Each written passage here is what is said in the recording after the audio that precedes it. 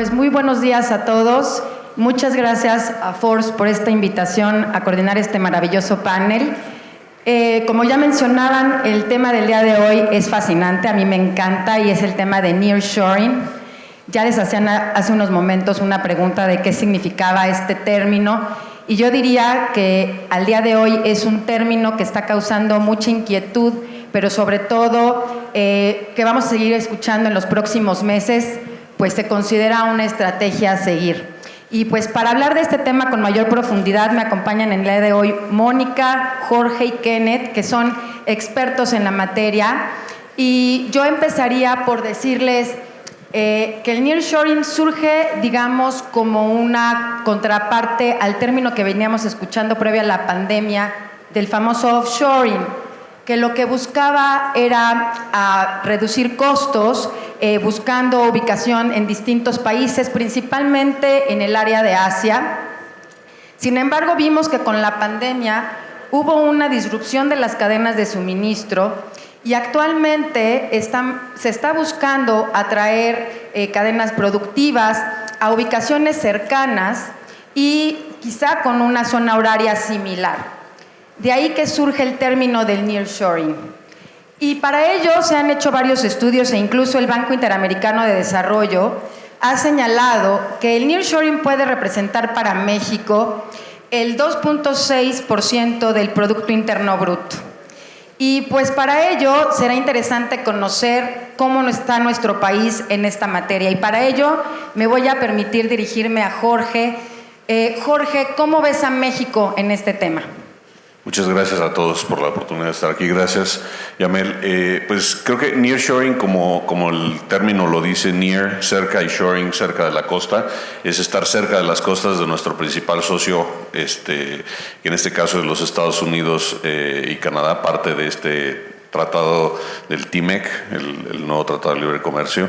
Y entonces lo que hace es que vimos, efectivamente, como comentaba Yamel, durante la pandemia vimos que las cadenas de suministro y las cadenas de valor se vieron detenidas, no solo por la pandemia, sino también hay cuestiones de tensiones geopolíticas globales, donde sabemos que hay una, vamos a llamarla guerra comercial entre China y Estados Unidos. China es el lugar donde la mayor parte de la producción del mundo se fue en los últimos 30 años. Allá se produce el 100% de los iPhones, por ejemplo, se producen todos los microchips que utilizan hoy en día, cosas que no nos imaginábamos antes. Todos los coches, por ejemplo, necesitan microchips, no solo los teléfonos, sino cada vez más aparatos de la vida diaria tienen estos componentes, y todo se produce en China. Entonces, en la pandemia se vio que pues de repente en Estados Unidos, por ejemplo, faltaba la fórmula, la leche para bebés. Entonces, eso ya no es un tema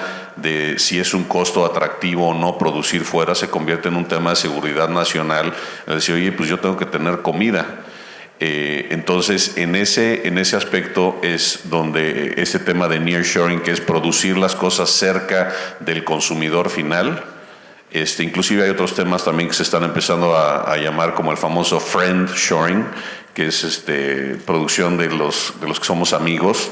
En este caso, la invitación del presidente Biden a México a formar parte de la cadena de suministro de semiconductores, por ejemplo, que es un elemento crítico para la economía de los Estados Unidos y también la mexicana. Entonces, yo coincidiría con Yamel en que lo que estamos viendo con ese tema de nearshoring y por qué está tan de moda es porque la oportunidad que se está presentando para México es única, impresionante, algo que no hemos visto, yo creo, en los últimos 40 años.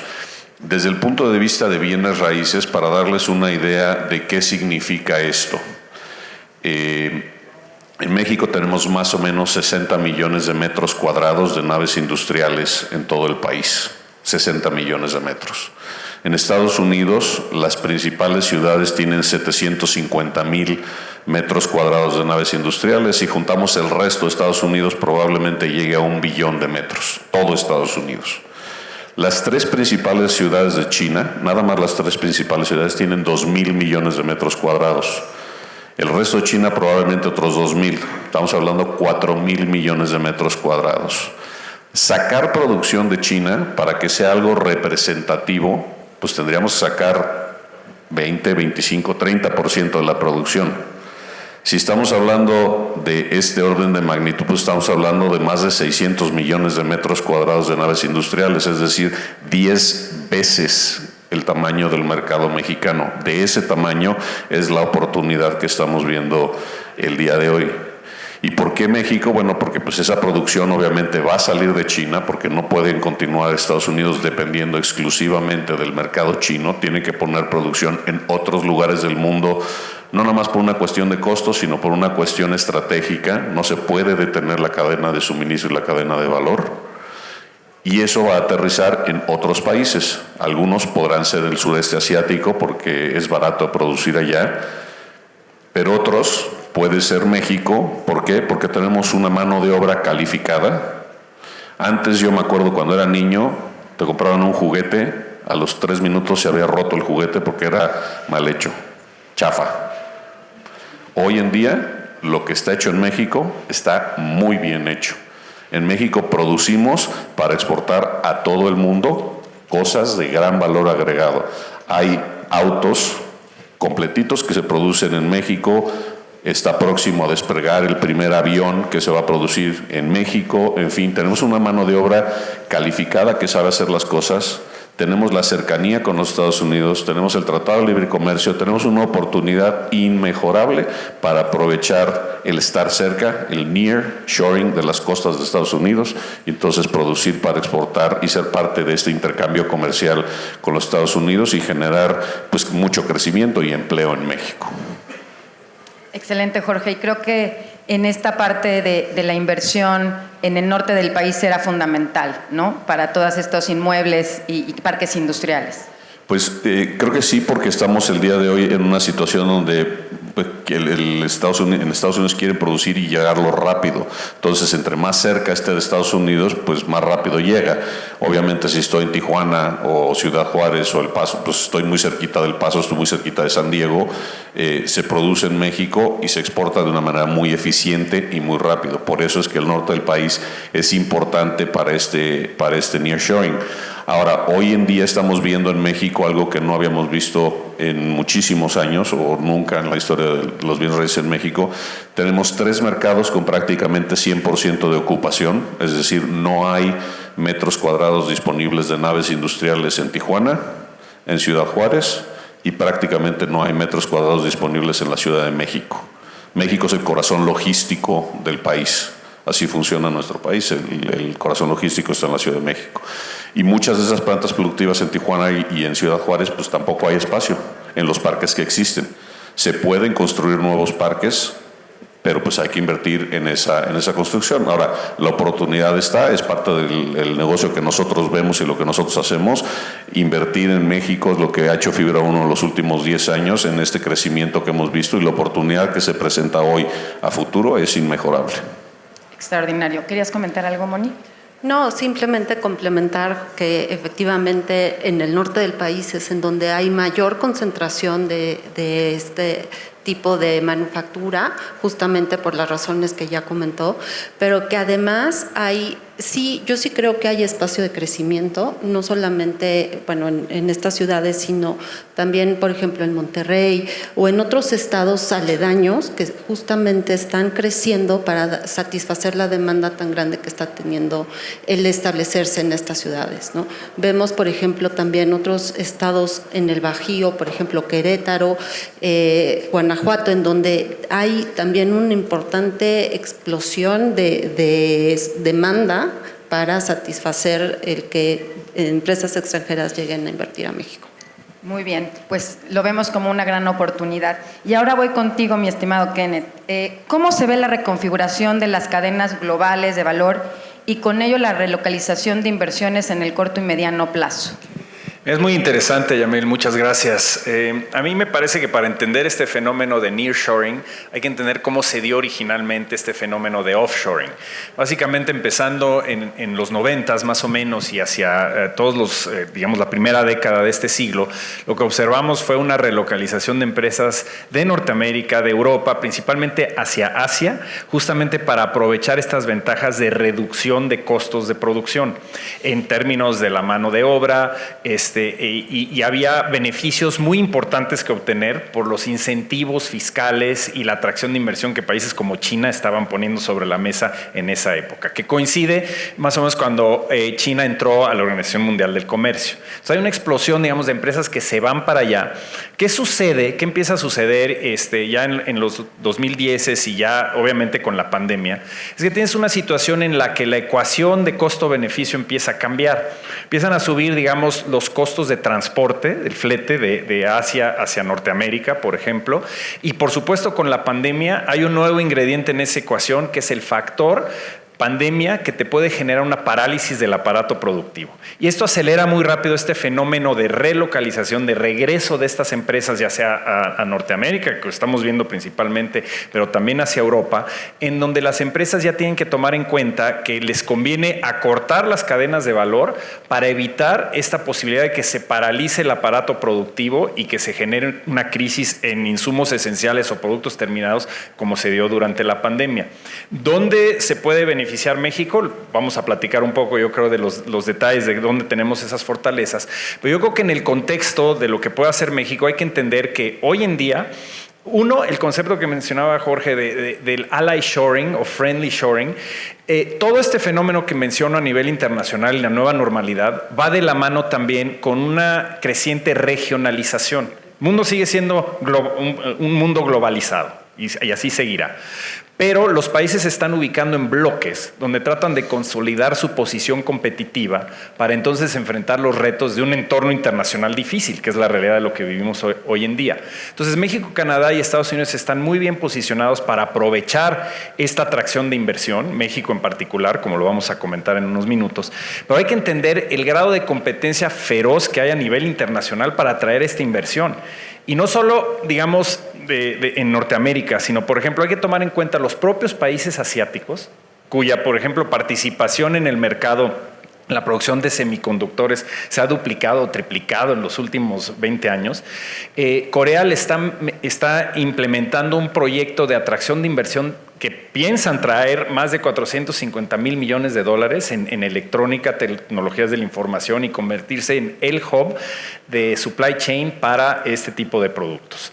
La India le está dedicando 30 mil millones de dólares a todo el desarrollo de la industria electrónica y también de tecnologías de información y en particular 10 mil millones de dólares a el tema de semiconductores. Ya vimos la ley CHIPS en Estados Unidos, donde estamos hablando de 52 mil millones de dólares, que además de generar incentivos para la atracción de la inversión, hacen una inversión muy importante en investigación y desarrollo.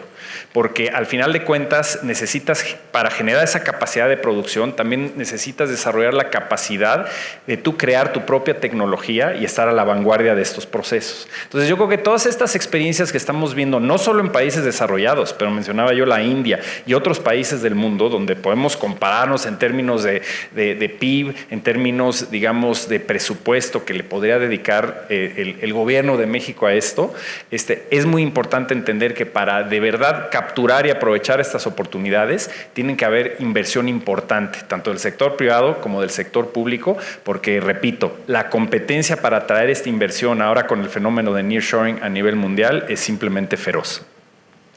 Súper interesante, Kenneth. Muchísimas gracias. Y ahora voy contigo, Moni. ¿Qué me podrías decir en relación con los factores que hacen de la vecindad con Estados Unidos atractivos a México y América Latina para atraer estas inversiones en el corto y mediano plazo? Gracias, Yamel. Yo creo que es fundamental esta pregunta porque justamente complementa lo que acaba de decir Ken. ¿Qué hace que México sea tan atractivo para que no solamente China, sino otros países estén viniendo y busquen invertir aquí en México?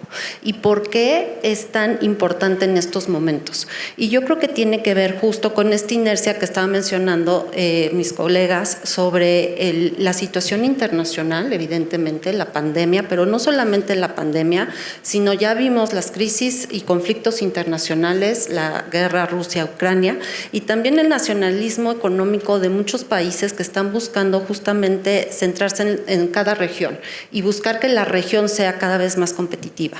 Entonces, estos países asiáticos lo que están buscando es también ingresar al mercado más grande del mundo, que es Estados Unidos, que tiene pues cientos millones de habitantes y que justamente pues nuestra cercanía con este socio comercial y con este gran mercado pues lo hace atractivo. Más allá de esa vecindad, también México ofrece muchísimas posibilidades y oportunidades para estas empresas que vienen a México. No solamente la cuestión de aranceles, que evidentemente para ellos es muy atractivo, pero recordemos, y esto seguramente lo van a profundizar más después, pero en el TEMEC tenemos también varias reglas de origen en donde se establece que México, las partes tienen que tener cierta cantidad de origen de la región. Entonces, no es nada más que se triangule el paso de mercancías, sino que las empresas se tienen que establecer en alguno de los 3 países para ser parte y tener este acceso irrestricto a este mercado.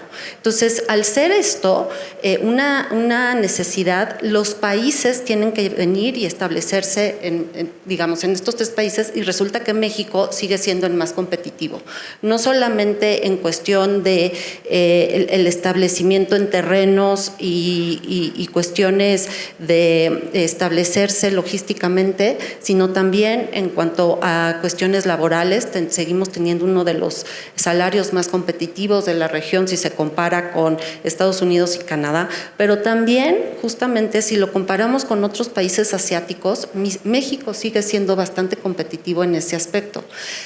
Tenemos mano de obra calificada, además, no es nada más tener un salario barato, sino la mano de obra sumamente calificada que hace de México un país sumamente atractivo, porque podemos dar servicio a estos sectores que se están desarrollando muchísimo, como es el sector automotriz, aeroespacial, dispositivos médicos, electrónicos. Entonces, toda esta mano de obra calificada, tenemos una población joven que se está desarrollando en ese sentido, es sumamente atractivo porque sí hay una necesidad ahorita, lo vemos en Estados Unidos, por ejemplo, de empleo calificado.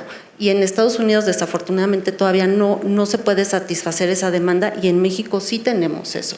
Tenemos también ya una prueba, ¿no?, de hacer negocios con Estados Unidos. Llevamos más de 25 años en el Telecan, ahora en el TEMEC, haciendo negocios con ellos. Entonces sabemos cómo funcionan, sabemos cómo es la mentalidad de negocio de Estados Unidos, cuál es la cultura, y en México la podemos adaptar muy bien.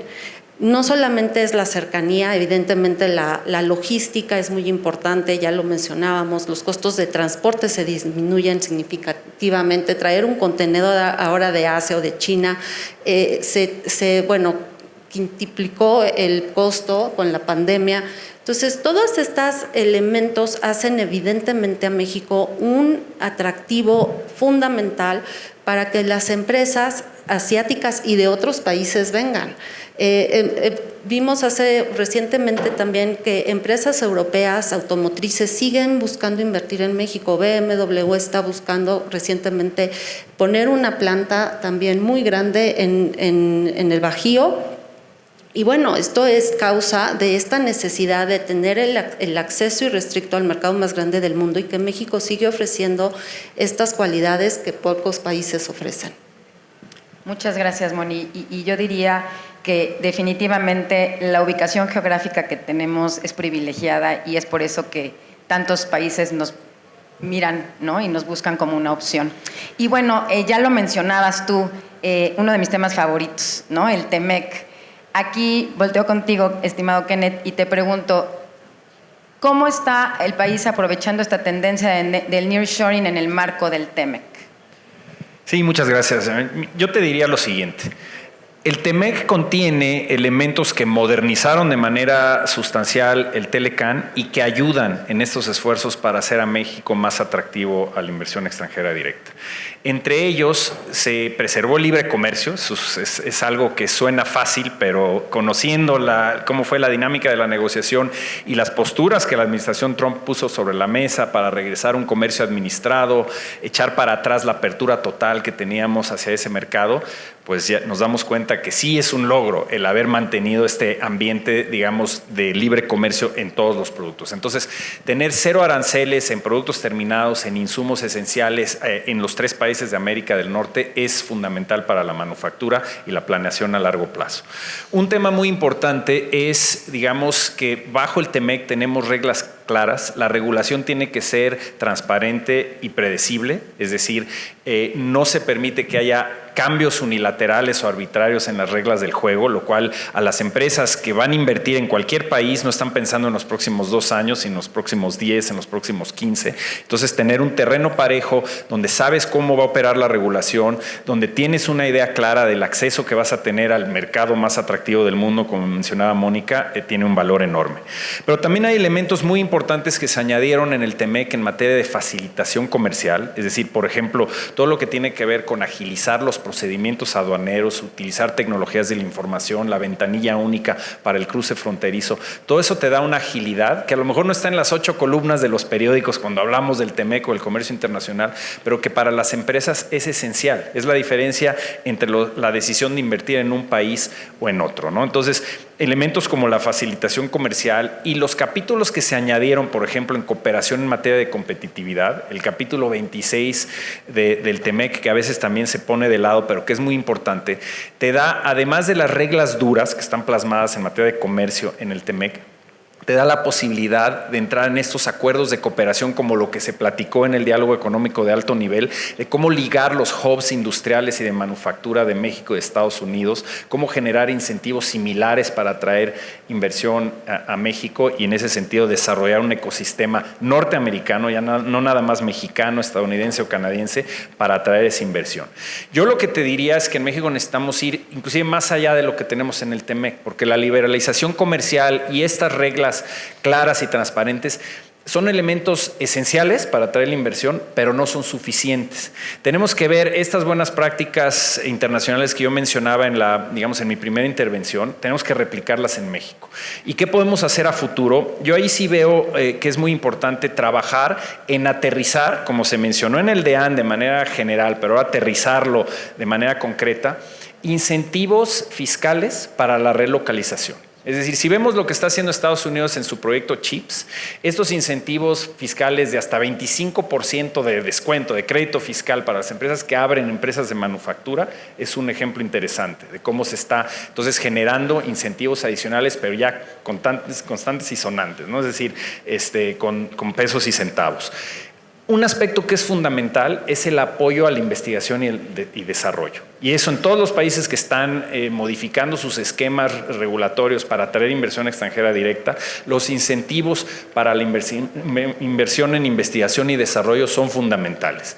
Aquí, ¿qué necesitamos? Pues un cambio radical en la manera en que vemos los centros de investigación, no verlos como centros únicamente académicos per se y desligados de los procesos productivos, pero tomar los ejemplos, por ejemplo, los centros de investigación en la industria de lácteos en Nueva Zelanda, donde los investigadores trabajan desde el punto de vista del desarrollo de tecnología y técnicas nuevas, pero de la mano con el sector privado.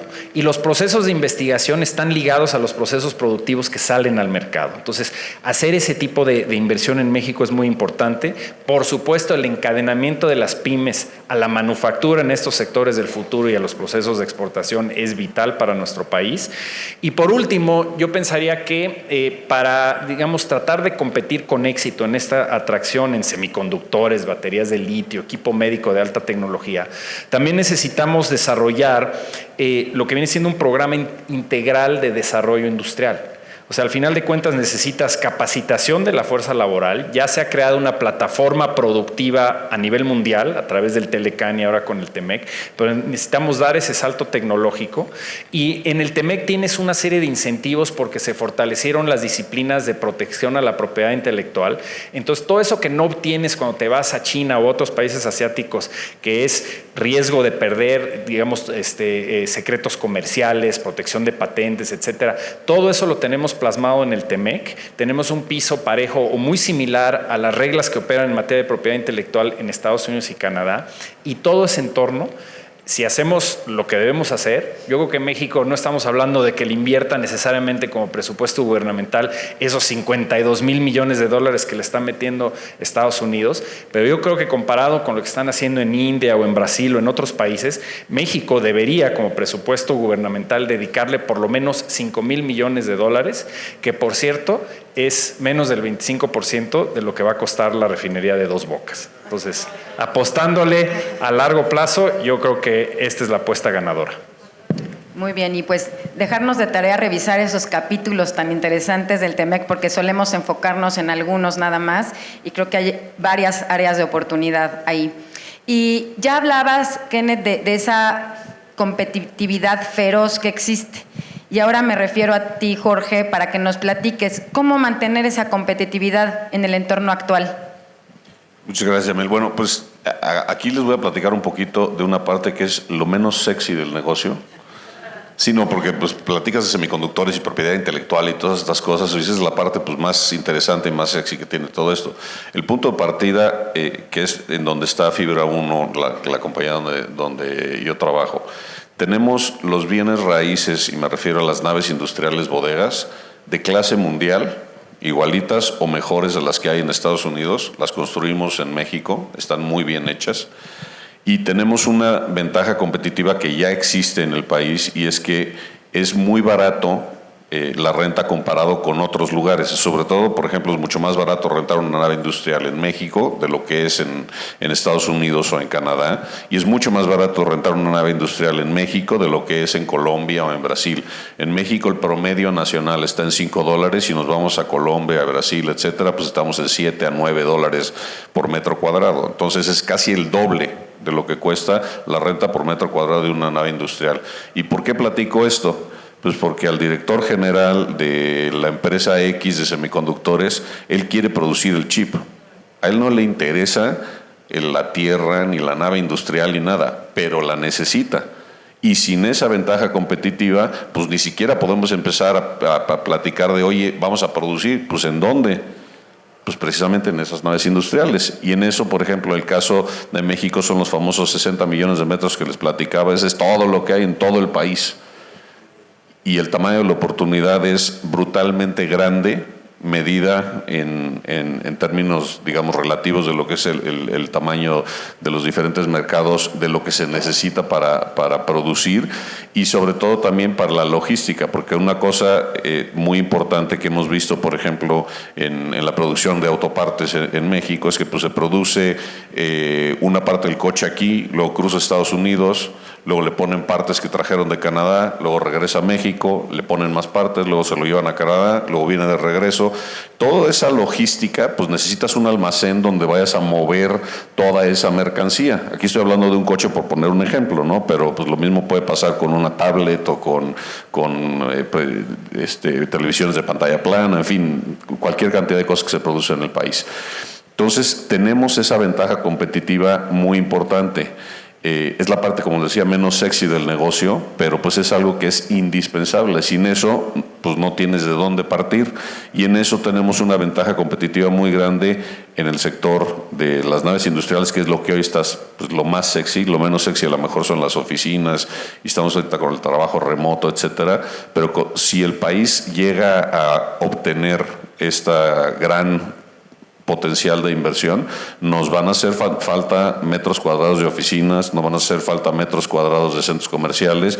¿Por qué? Pues porque vamos a tener un crecimiento económico importante, mucho más empleo, mejor pagado, crecimiento, y a final de cuentas pues toda esa gente que está empleada van a necesitar consumir, van a necesitar comprar cosas, entonces van a necesitar centros comerciales. Entonces, digamos, es un círculo virtuoso para el país.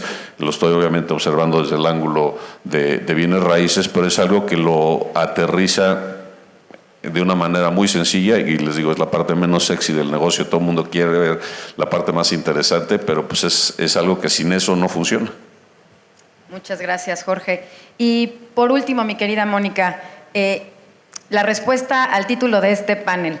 ¿Realmente es el nearshoring la oportunidad estratégica para la recuperación económica de México?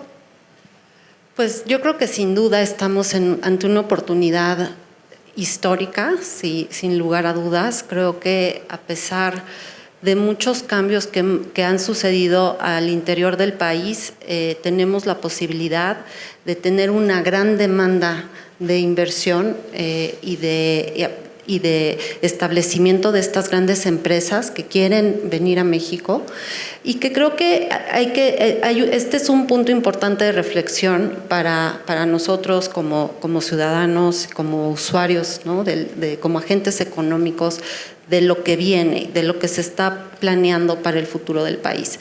Creo que sí hay muchos temas pendientes que se tienen que revisar, empezando para atender las demandas actuales, lo que está sucediendo ahorita, ya no digas en unos 3 o 5 años. Hay muchos pendientes que tenemos que revisar en cuanto a seguridad, en cuanto a las condiciones de la infraestructura actual, por ejemplo, que las carreteras, los pasos aduaneros, los mismos sistemas de cómo se hablan o interconectan las mismas agencias, ¿no? El SAT, aduanas, este tipo de cuestiones que hacen que el comercio sea más fácil y que realmente tenga un menor costo para todos los usuarios, para los exportadores. El tener una certidumbre jurídica es sumamente importante para atraer la inversión, que no se cambien las reglas del juego y que el país cumpla con nuestros compromisos internacionales es fundamental para eso. Entonces, creo que este tipo de pendientes se tienen que resolver ya, para que efectivamente podamos satisfacer toda la demanda que ahorita está sucediendo y que obviamente tengamos un plan, como ya mencionaba Ken, a futuro, en donde sí haya una política industrial que no solamente sea acompañar a Estados Unidos en estos procesos que ya se establecieron en distintos foros, pero el más reciente, que es el diálogo económico de alto nivel, en donde ya se establecen acciones concretas para la implementación de estos programas, pero además que sí haya un presupuesto como tal, que se invierta en ciencia y tecnología, en desarrollo científico, para que México no solamente sea esa parte de manufactura en donde se desarrollen estos productos, sino que podamos incursionar con Estados Unidos de la mano y con Canadá también, por ser nuestros socios comerciales más importantes, en un mercado que podamos competir con el resto del mundo, que podamos competir con China, con Asia, con otros países, y que no seamos nada más el país en donde se producen manufacturas, que podamos aspirar a ser científicamente o tecnológicamente potencia, ¿no? Entonces creo que ahí es en donde sí tenemos que poner el dedo en la llaga, ¿no? Ahorita, y empezar a planear hacia lo que queremos llegar a ser en los próximos 20 o 30 años. Pues muchísimas gracias a todos por esta charla. Ha sido un placer estar aquí el día de hoy con ustedes y pues llevarnos que el nearshoring será la estrategia en el corto y mediano plazo para la recuperación económica de nuestro país, tomando en cuenta el TEMEC, el talento, la capacidad productiva de nuestro México. Muchísimas gracias a todos.